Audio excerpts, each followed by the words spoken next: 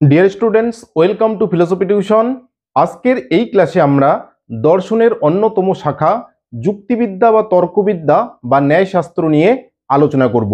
অবশ্যই প্রথম থেকে শেষ পর্যন্ত ক্লাসটি দেখবে, তাহলে কিন্তু খুব সহজেই বুঝতে পারবে। ক্লাসটি ভালো লাগলে লাইক করবে, কোনো কিছু জানার বা জিজ্ঞাসা করার থাকলে কমেন্ট করবে এবং চ্যানেলে নতুন হলে চ্যানেলটিকে সাবস্ক্রাইব করে নেবে। তো চলো শুরু করি।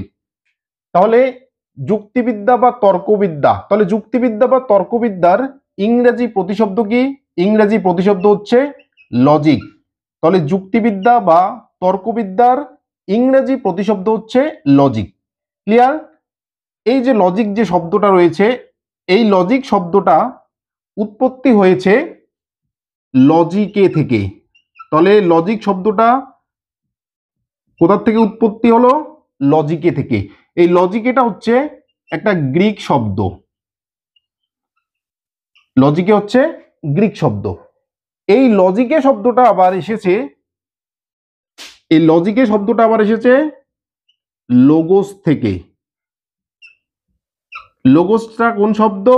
লোগোসটা হচ্ছে ল্যাটিন শব্দ। ক্লিয়ার? তাহলে যুক্তিবিদ্যা বা তর্কবিদ্যার ইংরেজি প্রতিশব্দ হচ্ছে লজিক। এই ইংরেজি শব্দটা আসলো গ্রিক শব্দ লজিকে থেকে। এই লজিকে শব্দটা আবার আসলো ল্যাটিন শব্দ লোগোস থেকে। আচ্ছা, এই লোগোস শব্দের অর্থ কি? লোগোস শব্দের অর্থ হচ্ছে চিন্তা। তাহলে লোগোস শব্দটার অর্থ হচ্ছে চিন্তা।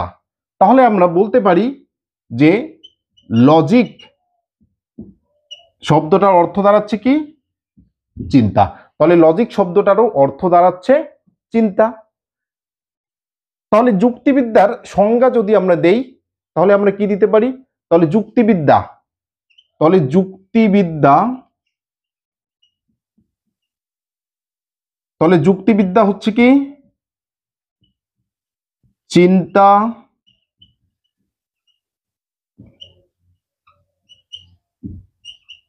চিন্তা সম্বন্ধীয় বিজ্ঞান।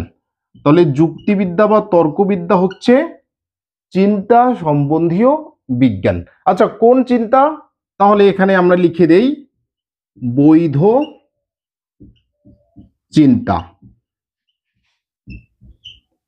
তাহলে দেখো, যুক্তিবিদ্যা হচ্ছে চিন্তা সম্বন্ধীয় বিজ্ঞান। তাহলে কোন ধরনের চিন্তার কথা বলা হচ্ছে? বৈধ চিন্তার কথা বলা হচ্ছে। তাহলে আমরা অনেক সময় কিন্তু অনেক উদ্ভট বা কাল্পনিক চিন্তা ভাবনা করি। তাহলে সেই কাল্পনিক চিন্তা ভাবনাগুলোকে অপসারণ করে একটা শুদ্ধ চিন্তা করতে হবে, একটা বৈধ চিন্তা কেমন করে করতে হবে, সেই চিন্তা করার মধ্য দিয়ে কেমন করে একটা সত্য জ্ঞান প্রতিষ্ঠিত হবে, সেটাই কিন্তু যুক্তিবিদ্যা বা তর্কবিদ্যা আমাদেরকে শেখায়। ক্লিয়ার? আচ্ছা, এই যুক্তিবিদ্যার আলোচ্য বিষয় কি? যুক্তিবিদ্যার আলোচ্য বিষয় হচ্ছে যুক্তি। যুক্তিবিদ্যার আলোচ্য বিষয় হচ্ছে যুক্তি। এবার যুক্তি, যুক্তি কি? যুক্তি হচ্ছে অনুমানের, অনুমানের ভাষায় প্রকাশিত, অনুমানের ভাষায় প্রকাশিত রূপ। তাহলে যুক্তি হচ্ছে অনুমানের ভাষায় প্রকাশিত রূপ। আচ্ছা, অনুমান কি? অনুমান হচ্ছে এক প্রকার মানসিক প্রক্রিয়া। অনুমান এক প্রকার মানসিক প্রক্রিয়া, যার সাহায্যে কি করা হয়? একটা জানা বিষয় থেকে একটা অজানা বিষয়ে পৌঁছানো হয়। তাহলে কোনো জায়গায় যদি আমি ধোঁয়া দেখি, তাহলে ধোঁয়া দেখে যখন আমি আগুনের অনুমান করি, তাহলে সেক্ষেত্রে যে প্রক্রিয়ার মাধ্যমে আমরা ধোঁয়া দেখে আগুনের অস্তিত্ব অনুমান করছি, সেই প্রক্রিয়াটাই হচ্ছে অনুমান। ক্লিয়ার? তাহলে অনুমান হচ্ছে এক প্রকার মানসিক প্রক্রিয়া, যার সাহায্যে আমরা কোনো জানা বিষয় থেকে একটা অজানা বিষয়ে পৌঁছাই। তো যখন আমরা ধোঁয়া দেখে আগুনের অস্তিত্ব অনুমান করছি, যখন আমি করছি, সাপোজ মনে করো আমি করছি, যখন আমি এটা নিজে নিজে চিন্তা করছি, তখন সেটা হয়ে যাচ্ছে কি? অনুমান। আর এই চিন্তাটাই যখন আমি তোমাদের সামনে উপস্থাপনা করছি বা প্রকাশ করছি, তখন সেটা হয়ে যাচ্ছে যুক্তি। ক্লিয়ার?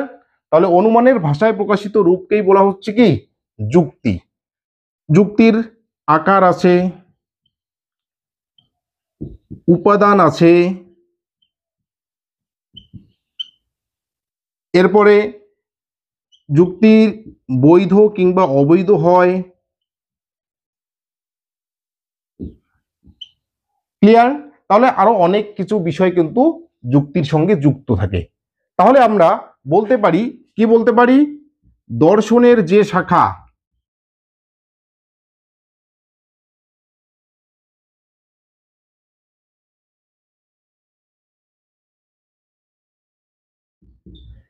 তাহলে আমরা বলতে পারি কি, দর্শনের যে শাখা যুক্তির স্বরূপ, আকার, উপাদান, বৈধতা প্রভৃতি বিষয় নিয়ে আলোচনা করে তাকে যুক্তিবিদ্যা বা তর্কবিদ্যা বলে। অর্থাৎ একটা যুক্তির সঙ্গে যে সমস্ত বিষয় জড়িত, একটা যুক্তির সঙ্গে যে সমস্ত বিষয় জড়িত সেই সমস্ত বিষয়গুলিকে নিয়ে কিন্তু আলোচনা করে তর্কবিদ্যা বা যুক্তিবিদ্যা।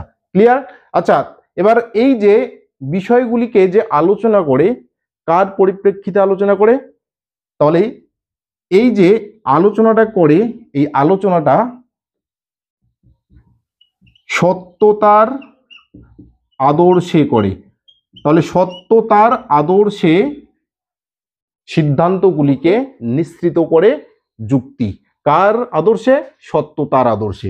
এর জন্য এই সত্যতার আদর্শে সিদ্ধান্ত নিঃসৃত করে জন্য এই যুক্তিবিদ্যা বা তর্কবিদ্যাকে বলা হচ্ছে আদর্শনিষ্ঠ বিজ্ঞান। আদর্শনিষ্ঠ বিজ্ঞান। তাহলে আদর্শনিষ্ঠ বিজ্ঞান কেন বলা হচ্ছে? কারণ এখানে একটা আদর্শের মাপকাঠিতে একটা সিদ্ধান্তকে নিঃসৃত করা হচ্ছে। ক্লিয়ার? আচ্ছা, তাহলে মূল কথা হচ্ছে যুক্তির সঙ্গে যে বিষয়গুলো জড়িত সেই বিষয়গুলির আলোচনাই হচ্ছে তর্কবিদ্যা বা যুক্তিবিদ্যার প্রধান আলোচ্য বিষয়। এবার দেখো, দর্শনে যুক্তিবিদ্যার মানে দর্শন এবং যুক্তিবিদ্যা কখনো দর্শন যুক্তিবিদ্যার উপর নির্ভরশীল, আবার কখনো যুক্তিবিদ্যা দর্শনের উপর নির্ভরশীল, আবার কখনো যুক্তিবিদ্যা ও দর্শন কিন্তু এক এবং অভিন্ন, এরকমটা বলেছেন। তাহলে কি বললাম? যুক্তিবিদ্যা কখনো দর্শনের উপর নির্ভরশীল, যুক্তিবিদ্যা দর্শনের উপর নির্ভরশীল। অর্থাৎ দর্শনের যে সমস্ত বিষয়গুলি আলোচিত হয়, দর্শন যে সমস্ত বিষয়ের স্বরূপ নির্ধারণ করে, যুক্তিবিদ্যাও ঠিক একই রকম স্বরূপ নির্ধারণ করার জন্য দর্শনের উপর নির্ভরশীল হয়। আবার দর্শন কখনো যুক্তিবিদ্যার উপর নির্ভরশীল হয়। কেমন করে? দর্শনের যে সিদ্ধান্তগুলো নিঃসৃত হয়, তাহলে সেই সিদ্ধান্তগুলি সত্য নাকি মিথ্যা, সেই সত্য এবং মিথ্যাকে নির্ধারণ করার জন্য কার উপর নির্ভর করতে হয়? যুক্তিবিদ্যার উপর নির্ভর করতে হয়। আবার দর্শন যুক্তিবিদ্যা, দর্শন যুক্তিবিদ্যা এক ও অভিন্ন। দর্শন এবং যুক্তিবিদ্যা এক এবং অভিন্ন কে বলেছেন? হেগেল বলেছেন। তাহলে দর্শন এবং যুক্তিবিদ্যা হচ্ছে এক এবং অভিন্ন, অর্থাৎ তাদের মধ্যে কোনো পার্থক্য নেই। এই কথাটা কে বলেছেন? হেগেল বলেছেন। হেগেলের মতে কি বলছেন? যা সত্তা তাই যুক্তিযুক্ত, যা সত্তা তাই যুক্তিযুক্ত, আর যা যুক্তিযুক্ত তাই সত্তা। তাহলে সত্তা মানে সত্য। ক্লিয়ার? তাহলে যা সত্য তাই যুক্তিযুক্ত, আর যা যুক্তিযুক্ত তাই হচ্ছে সত্য। এই পরিপ্রেক্ষিতে হেগেল বলেছেন যে দর্শন ও যুক্তিবিদ্যা হচ্ছে এক এবং অভিন্ন, তাদের মধ্যে কোনো রকম পার্থক্য নেই। হলো? তাহলে এই হচ্ছে যুক্তিবিদ্যা বা তর্কবিদ্যার সংক্ষিপ্ত একটা ক্লাস। অর্থাৎ যে যে বিষয়গুলো থেকে প্রশ্ন আসার সম্ভাবনা রয়েছে সেই বিষয়গুলিকে কিন্তু এই ক্লাসে হাইলাইট করা হলো। তোমরা অবশ্যই এগুলো খাতায় লিখে নেবে। তাহলে দেখো, যুক্তিবিদ্যার ইংরেজি প্রতিশব্দ লজিক, যেটা লজিকে থেকে আসলো, লজিকেটা আবার লোগোস থেকে আসলো। লোগোস শব্দের অর্থ হচ্ছে চিন্তা, কাজেই লজিক শব্দের অর্থ দাঁড়াচ্ছে চিন্তা। তাহলে যুক্তিবিদ্যা বলতে গেলে চিন্তা সম্বন্ধীয় বিজ্ঞানকে বোঝাচ্ছে। তাহলে বৈধ চিন্তার বিজ্ঞানকে বোঝাচ্ছে। ঠিক আছে, যুক্তির অংশগুলো রয়েছে আকার, উপাদান। এবার যুক্তি বৈধ হয়, অবৈধ হয়, যুক্তির স্বরূপ রয়েছে, হলো বৈধ, অবৈধ, দোষ, নিয়ম, এই সমস্ত বিষয় অর্থাৎ যুক্তির সঙ্গে সম্পর্কযুক্ত যাবতীয় বিষয়কে নিয়ে আলোচনা করে হচ্ছে যুক্তি। আর যুক্তি হচ্ছে অনুমানের ভাষায় প্রকাশিত রূপ। অনুমানের ভাষায় প্রকাশিত রূপ। অনুমান হচ্ছে মানসিক প্রক্রিয়া। তাহলে এই অনুমানকে যখন আমরা কারো সামনে প্রকাশ করছি বা যখন আমি এখানে লিখলাম তখন সেটা হয়ে গেল যুক্তি। এবার দর্শন কখনো যুক্তিবিদ্যার উপর নির্ভরশীল, আবার যুক্তিবিদ্যা কখনো দর্শনের উপর নির্ভরশীল। আবার দর্শন ও যুক্তিবিদ্যা হেগেল বলেছেন সেম জিনিস। ক্লিয়ার? যুক্তিবিদ্যা হচ্ছে আদর্শনিষ্ঠ বিজ্ঞান। কেননা যুক্তিবিদ্যা যে সিদ্ধান্তটা বা যে যুক্তিবিদ্যার দ্বারা যে সিদ্ধান্তটা নিঃসৃত হয় সেটা একটা সত্যতার আদর্শে নিঃসৃত হয়। এর জন্য যুক্তিবিদ্যাকে বলা হচ্ছে আদর্শনিষ্ঠ বিজ্ঞান।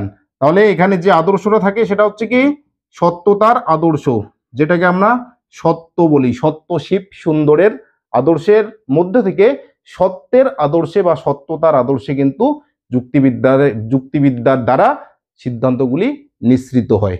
ক্লিয়ার? ক্লাসটি ভালো লাগলে লাইক করবে, কোনো কিছু জানার বা জিজ্ঞাসা করা থাকলে কমেন্ট করবে, এবং চ্যানেলে নতুন হলে অবশ্যই চ্যানেলটিকে সাবস্ক্রাইব করে নেবে। চলো নেক্সট ক্লাসে আমরা অন্য বিষয় নিয়ে আলোচনা করব।